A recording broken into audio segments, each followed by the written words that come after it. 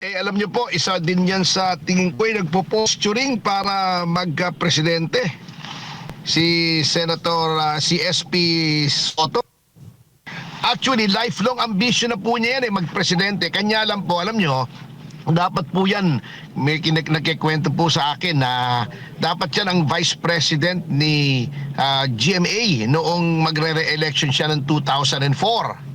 Ngunit, ang nangyari po ay nasilat sapagkat noong nag-raid po yung PIDEA sa bahay ng isang drug lord, ay mayroon pong isang nahuli roon na armadong tao na noong chinek ang background ay isang pulis na officially assigned as security ni Senator Soto. So nagkaroon ng skandalo, he was dropped. Kaya lang dapat vice president na yan. Ngayon, since there is a vacuum, walang mamanok ang Malacanang against Sara Duterte, yun ang pinupuntirya niya kasi at nagagalit siya na hindi natuloy yung impeachment ni Sara Duterte. At actually, ang kanyang mga remarks laban sa Supreme Court ay nakakabastos na ng Supreme Court. Kaya kami nga po, yung grupo namin ay nagbabalak na maghain ng petition sa Supreme Court to cite him in indirect contempt sapagkat yung mga sinasabi niya po laban sa Supreme Court ay goes beyond legitimate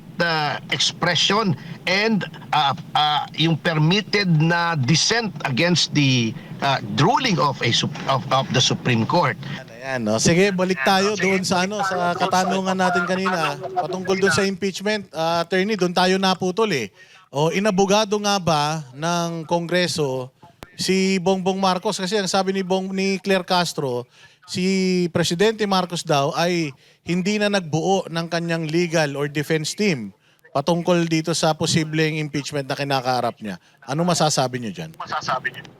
Siyempre po, alam na naman nila ang mangyayari dyan. That is a foregone conclusion. Hawak nila ang committee, nasa majority sila. At siyempre, yung unang-una naman po ay talaga namang alam natin, yung unang impeachment case na inihain ni Atty. De Jesus ay doomed to fail. At designed to fail also. Yung sa makabayad naman ay talagang alam nyo yung loyalties naman ng grupong yan ni na Titinho at saka ni na Laila de Lima ay talaga naman pong doubtful po yan kasi mga kaalyado yan di ba? Meron silang tactical alliance with the majority. Ang ginawa po kasi nila, yung aming kaso, yung dapat ito ay third, ay binlock nila. Ito po ang maraming ebidensya. Nakita nyo naman po nung pumunta kami sa House Secretary General. Male-maleta po ang dala namin. Napakaraming mga USB na containing videos, mga dokumento. At comprehensive po yung aming impeachment complaint mula sa insertion, mula doon sa pagkidnap ni kay Tatay Digong, mula doon sa flood control. Ay napakarami po na mga ebidensya. In fact, ito po ay may dati ng demanda sa ombudsman regarding the insertions. So, ito po ay at ang kasama nito ay 23, 24, 25 budgets. Hindi lamang yung 25 budget. So, very comprehensive po, ngunit sa kasamaang palad ay ito po ay hindi nila tinanggap dahil lamang sa kadahilanang nasa abroad daw yung House Secretary General. So, doon po sila takot kaya ayaw nila talagang tanggapin yun.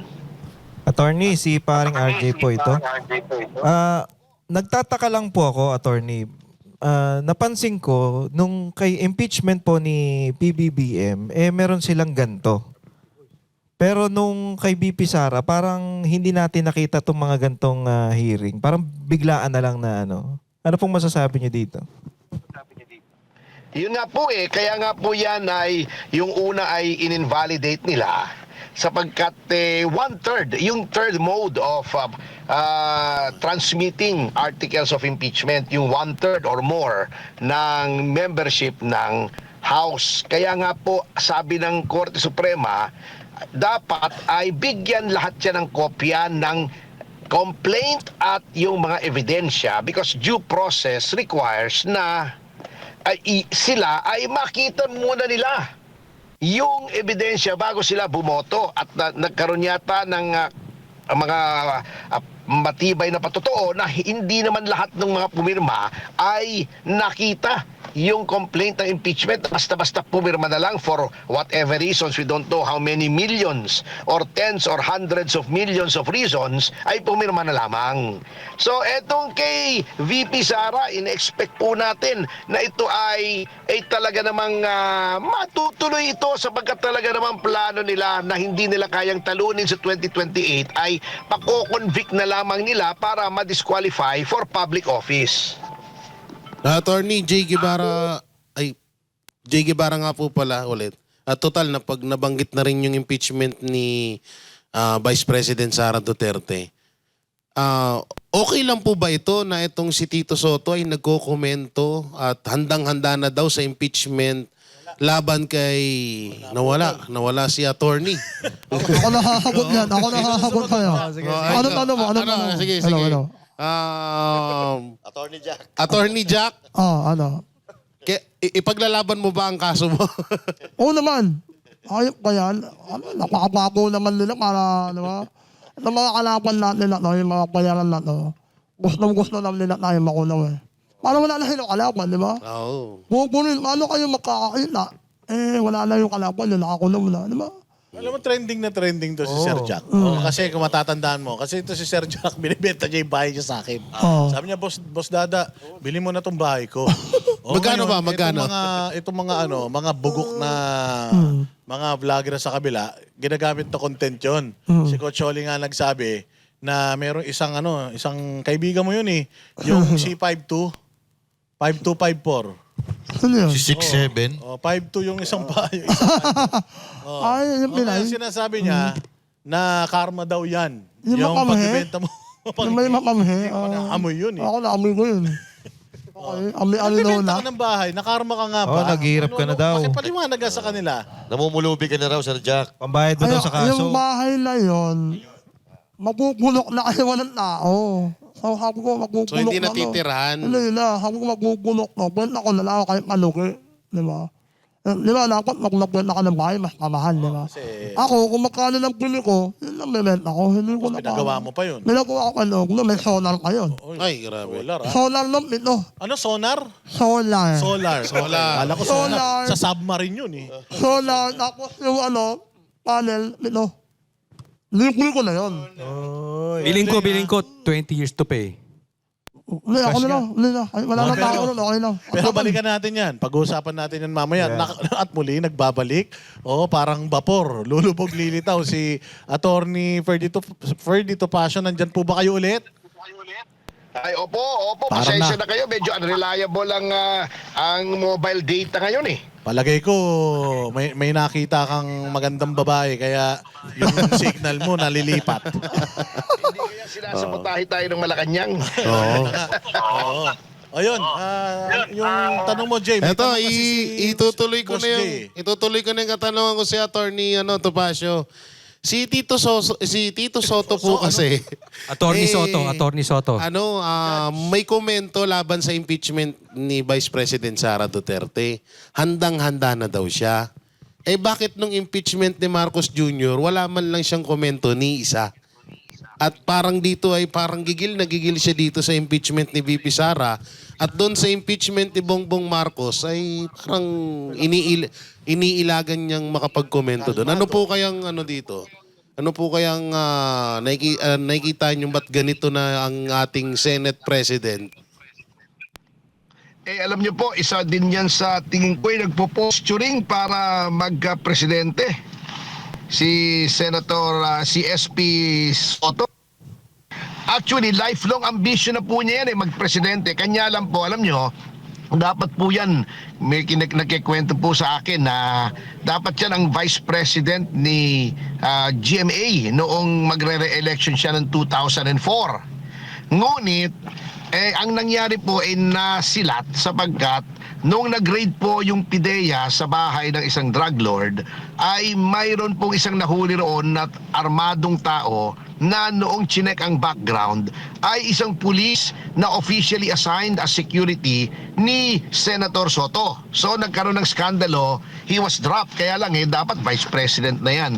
Ngayon, since there is a vacuum walang mamanok ang Malacanang against sa Sara Duterte, yun ang pinupuntirya niya kasi at nagagalit siya na hindi natuloy yung impeachment ni Sara Duterte. At actually, ang kanyang mga remarks laban sa Supreme Court ay nakakabastos na ng Supreme Court. Kaya kami nga po, yung grupo namin ay nagbabalak na maghain ng petition sa Supreme Court to cite him in indirect contempt sapagkat yung mga sinasabi niya po laban sa Supreme Court ay goes beyond legitimate expression and yung permitted na dissent against the ruling of the Supreme Court.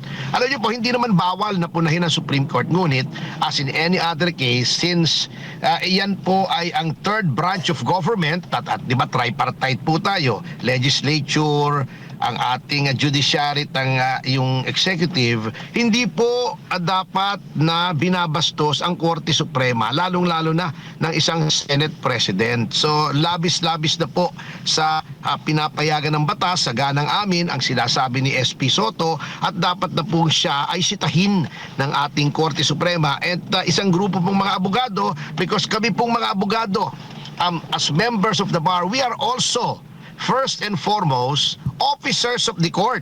At kailangan pong itaguyod namin at bantayan namin ang magandang pangalan ng ating kataas-taasang hukuman.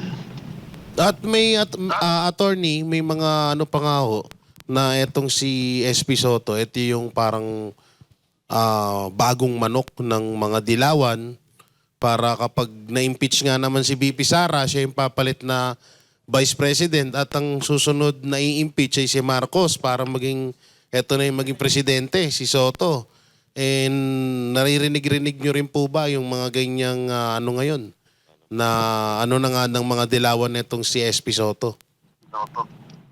Ay opo, sabagat alam niyo po, the present administration, kasama na dyan si Pangulong Marcos, they cannot afford to have a successor na hindi nila kontrolado.